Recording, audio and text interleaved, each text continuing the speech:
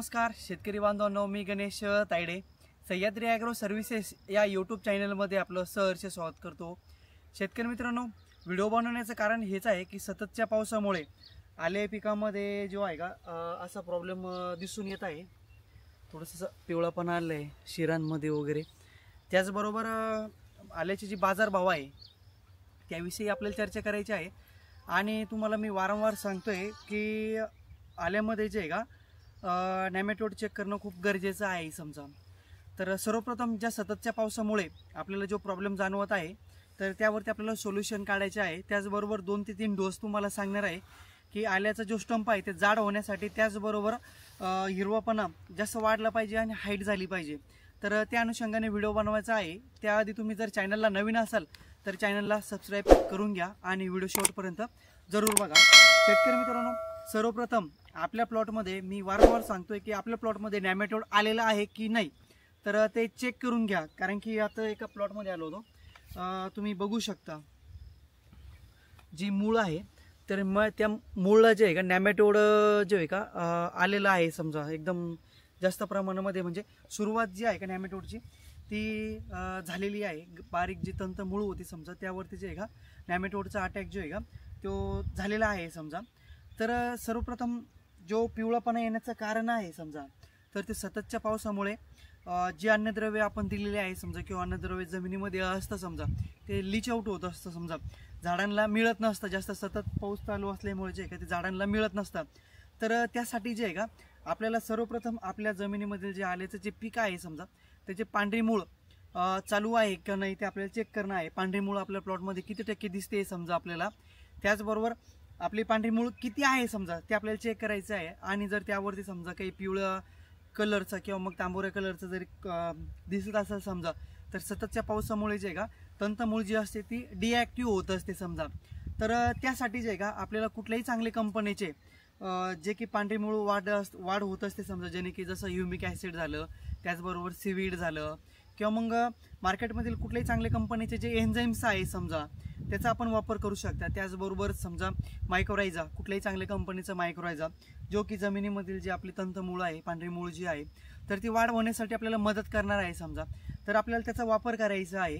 त्याचबरोबर शेतकरी मित्रांनो, नेमॅटोड जरी आलेला असेल त्याच्या औषधी आपण सोडलेलं नसेल तर ते आपल्याला सोडायचे आहे, जेणेकरून जो नेमॅटोड आहे तर तो चांगल्या प्रकारे आपला कंट्रोल मिळेल।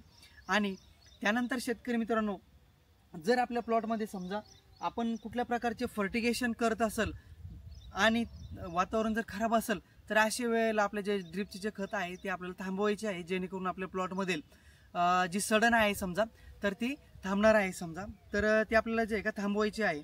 तर त्यासाठी जे आहे का आपल्याला पिवळापणा जर आपल्या प्लॉटमध्ये जर दिसत असेल समजा तर आपल्याला जेव्हा वातावरण क्लिअर होणार आहे तर क्लिअर झाल्यानंतर आपल्याला ड्रिपमधून फर्टिगेशनमध्ये 1 एकरचा डोस सांगणार आहे।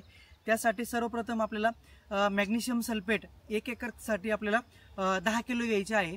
त्याचबरोबर झिंक, चिलिटेड झिंक आपल्याला जे की 250 ग्रॅम घ्यायचे आहे। त्याचबरोबर आपल्याला चिलिटेड फेरस ते की आपल्याला जे आहे का 500 ग्रॅम घ्यायचे आहे। आणि त्यासोबत आपल्याला मायक्रोटन, मिक्स मायक्रोटन जे असतं समजा एकरी 2 किलो तर ते आपल्याला 2 किलो घ्यायचं आहे। हे सर्व द्रवण एकत्र करून आपल्याला ते ड्रिप इरिगेशन थ्रू आपल्याला ते द्यायचे आहे। 1 एकरचा जो डोस आहे तो तुम्हाला मी सांगितला आहे। जर आपला प्लॉट जरी पूर्णपणे क्लिअर असेल आणि आपल्याला स्टंपची जाडी वाढवायची आहे, प्लॉट आपल्याला डेव्हलप करायचा आहे, फुटवा वाढवायचा आहे तर त्यासाठी आपल्याला 1 एकर क्षेत्रासाठी आपल्याला 2 किलो आपलं 1 किलो आपल्याला जे आहे का प्रोटीनोवा घ्यायचा आहे आणि त्यामध्ये आपल्याला जे आहे का मिक्स मायक्रोटन घ्यायचा आहे। हा डोस तुमच्या फुटव्यासाठी त्याचबरोबर शाकीय वाढ होण्यासाठी आपल्याला जो सांगितला मी तुम्हाला, त्याआधीचा जो डोस होता समजा पिवळापणा जर आलेला असेल तर त्यासाठी सांगितला होता। त्यानंतर शेतकरी मित्रांनो, आपल्या प्लॉटमध्ये जर आपल्याला समजा हे 2 डोस झाल्यानंतर तिसरा डोस जर द्यायचा असेल समजा आपल्याला तर तापी बाय फर्टिलायझरचे महाफर्ट 1 किलो द्यायचे आहे आपल्याला। त्याचबरोबर जे आहे का आपल्याला कार्बोक्झिलिक ॲसिड आपल्याला 200 ml द्यायचे आहे, जे की समजा स्वरूप केमिकलचे ऊर्जा आहे समजा, ऊर्जा नावाने जे औषध आहे ते आपल्याला 200 ml पर्यंत द्यायचं आहे। त्याचबरोबर आपल्याला महाफर्ट हे जे आहे ते आपल्याला 1 किलो घ्यायचे आहे। शेतकरी मित्रांनो, हे जे 3 डोस तुम्हाला मी जे सांगितले त्यामध्ये जर समजा पिवळापणा असेल, वाढ चांगली होत नसेल, पांढरी मुळी कमी असेल समजा किंवा मग स्टंपची जाडी समजा होत नसेल, त्याचबरोबर फुटवा होत नसेल तर या ज्या 3 गोष्टी सांगितल्या तुम्हाला, या 3 गोष्टी जर तुम्ही केले समजा तर आपल्या प्लॉटमधील जे का पान रुंद होण्यासाठी, हिरवापणा येण्यासाठी, त्याचबरोबर पान आपलं रफ होण्यासाठी त्याचबरोबर जमिनीमधील जो स्टंप निघतोय समजा त्याची जाडी वाढवण्यासाठी आणि फुटव्यांची संख्या वाढवण्यासाठी आपल्याला एकदम चांगल्या प्रकारे आपल्याला मदत होणार आहे। त्यानंतर शेतकरी मित्रांनो, आजचे जे आल्याचे जे बाजारभाव आहे तर ते मार्केटमध्ये व्यापाऱ्यांना कॉल करून विचारला, एक साधारणपणे 8,000 रुपये प्रति क्विंटल ते 8,500 रुपये प्रति क्विंटल प्रमाणे जे आहे का त्यांनी आजचे आल्याचे जे दर जे आहे ते दिले। त्यांना विचारलं की मागची समजा एक 4-5 दिवसाचे जे रेट होते समजा यामध्ये समजा 9,000 रुपयापर्यंतचे रेट होते आणि आजचे जे रेट आहे त्यांचं कमी होण्याचं कारण काय, तर असं सांगण्यात आलं की एक मार्केटमध्ये बाहेरचे जे मार्केट आहे समजा सुरत झालं त्यानंतर भोपाळ झालं तर जास्त पावसामुळे जे आहे का मंडीला जो माल येतोय तर ते आवक जी आहे त्यांची घेणारी आवक जी आहे ते कमी असल्यामुळे जे आहे का दरमध्ये थोडाफार हा डिफरंट झालेला आहे असं त्यांनी सांगितलं आहे। जर समजा बाजारभावामध्ये जर काही अपडेट मिळाली तर नक्कीच तुम्हाला सांगण्याचा प्रयत्न करू। व्हिडिओ जर आवडला असेल तुम्हाला तर व्हिडिओला लाईक जरूर करा, चॅनलला सबस्क्राईब करायला विसरू नका आणि जे तुमचे जे काही शेतकरी मित्र असेल त्यांना व्हिडिओ पाठवण्यासाठी मदत करा। धन्यवाद।